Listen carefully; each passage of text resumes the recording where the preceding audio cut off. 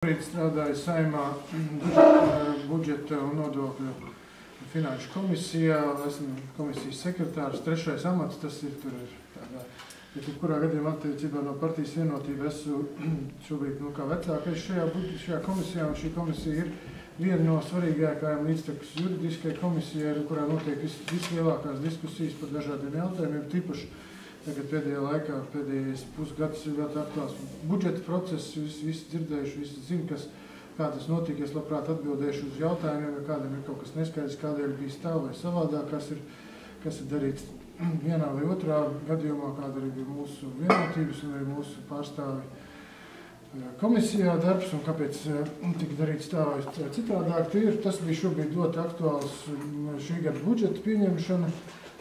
Un šobrīd faktiski viss tāds nozīmīgākais, ja mēs runājam tieši par budžeta komisiju, ir nodokļu sistēmas pārskats, ko jau iepriekš pirms apmēram gada Finanšu ministrija pasūtīja Pasaules bankas pētniekiem pārskatīt visu mūsu valsts nodokļu sistēmu un attiecīgi kāda viņi izskatās par citām valstīm, par nodokļu grupām, dažādiem darbspēku nodokļiem, īpašumu nodokļiem, patēriņu nodokļiem un kā mēs izskatāmies un vai tur ir iespējas kādas mainīt kaut ko, un ja tas būtu, tad pie kādiem rezultātiem tas novest. Un mūsu gadījumā mēs kaut ko mainītu, jo kopējā neapmierinātība sabiedrībā jau iepriekš pirms gada bija liela. Tās gaidas katram, protams, ir dažādas, ko katrs gaida, ko vajadzētu mainīt, bet tad tagad Pasaules bankas pētījums ir faktiski pabeigts. Nav vēl viņš prezentēts mums, bet mums vakar bija Vienotības frakcijā, es viņu dabūju tādā negatīvā formā, bet stāstīju mūsu deputātiem, kas ir šajā pētījumā un kas varētu nākt no Finanšu ministrijas kādu piedāvājumu nākošajiem gadiem tieši par nodokļu sistēmas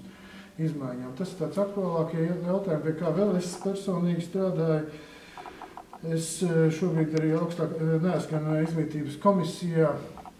Izglītības komisijā, bet šobrīd ir darba grupa izveidojusi jaunas priekšlikumu grupu veselu par augstākās izglītības likuma izmaiņām, kas varētu šādas vai tādas izmaiņas augstākās izglītības jomā. Man tas vienmēr pašam ir ļoti interesēs, jo es uzskatu, ka augstākā izglītība ir tāda atslēga vispār šajā brīdī visai valsts attīstībai nākotnē, jo cilvēka kapitāls ir tas vienīgais labākais, ar ko mēs nākotnē varam rēķināties kā izaugsmes potenciāli vispār valstīm, un arī līdz ar to ir labklājībai. Tā kā mums tur ir lielas rezerves, maigi izsakoties, kur mēs varētu uzlabot augstākās izglītības jomā, tad līdz ar to man ir interesanti piedalīties šajās diskusijās.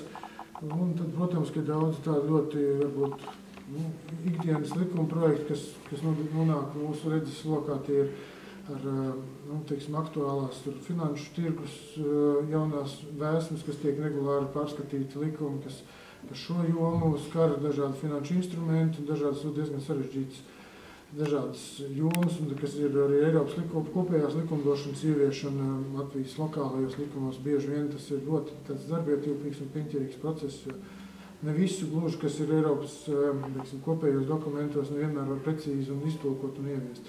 Tas ir tās pamatlietas. Protams, ka vienotības jomā esmu arī pārstāvis koalīcijas darba grupā par Eiropas struktūra fondiem, tā kā iepriekš es strādāju premjeru Dombrovsku un arī Strojums birojā par atbildīgs par struktūra fondu plānošanu, tad tā bija arī šobrīd tas aktīvi notiek Eiropas struktūra fondu ieviešana, plānošana, respektīvi dokumentu sagatavošana.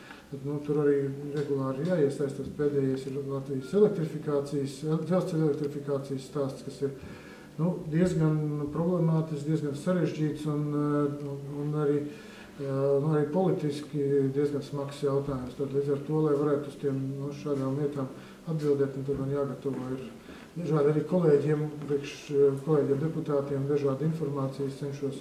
Tātad mēs sadalām tās jomas, un es mēģinu arī visiem, lai mēs varētu pēc iespējas atbildīgākus un atbilstoši arī mūsu gan ideoloģiskām, gan mūsu vēlētāju domām pieņemt šos lēmumus un mēģināt aizstāvēt viņus kopējā arī koalīcijā. Bet tie ir tādi, tiešām ir tādi ilgtermiņa jautājumi, protams, ka ir arī ikdienas darbi, ir ikdienas jautājumi, katru dienu nāk politikas joma, vakar bija ārpolitikas debatas, bija Saeimā, protams, kad arī tur domas ļoti dalās no galēji tādām, kā lai saka, neatkarīgi pat noliedzošām valsts, domām līdz pat tādām Tas spektrs ir ļoti plašs, vakar 9 stundas notika šīs diskusijas, tā arī pat īsti visi neizteicās par šiem jautājumiem, bet katrā ziņā diezgan asas šīs debatas ir par to, kādā virzienā tad Latvijai vajadzētu attīstīties un kurā virzienā iet. Un tā kā mēs redzam, ir starptautiskais konteksts ar jaunu Amerikas prezidentu un viņu tādiem ļoti ekstraordināriem lēmumiem.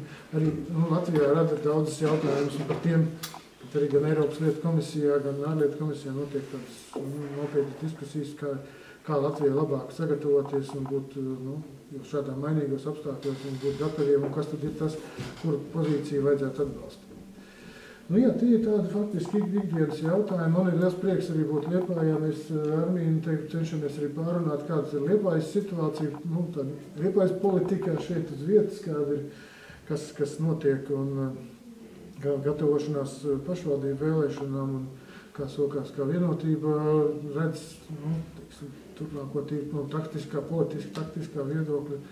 Jāsaka, ir tā, ka man pašam šeit ir bijusi diezgan liela arī sadarbība paralēli Rīgas darbiem. Esmu lielo dzintaru faktiski vilcis vairākus gadu garumā, un tas ir tik iesaistīts, varbūt, ja kas nezinu, tādā brīdī, kad tas projekts bija apstājies, un toreizējā mēra vietniece Silva Golda uzrunāja, ka mēģināt palīdzēt ar šo projektu tālāk virzīties, zinot, ka es no labu laiku strādāju gan simfoniskā orķestrī, gan arī Rīgā esmu vadījis dažādas arī kultūras infrastruktūras lietām saistītas lietas. Mēs esam to dabūjuši gatavu, un īstenībā, lai ko arī teiktu, pamatā, katrs cenšas lepoties šādos brīžos, šis ir īsti pa īstam vienotības projekts. Tas, kas ir izdarīts Liepājā, ja mēs to vēlamies, tad tas parādīt kaut ko, tad tas tiešām tā, un to var arī mēs var apliecināt ar konkrētiem pierādījumiem, ka tas tā ir. Mēs šo naudu mēģinām dažādos veidos rast, dažādos projektos, dažādos fondos, un gan es pats, un arī ar premjeru Valdu Dombrovsku, un arī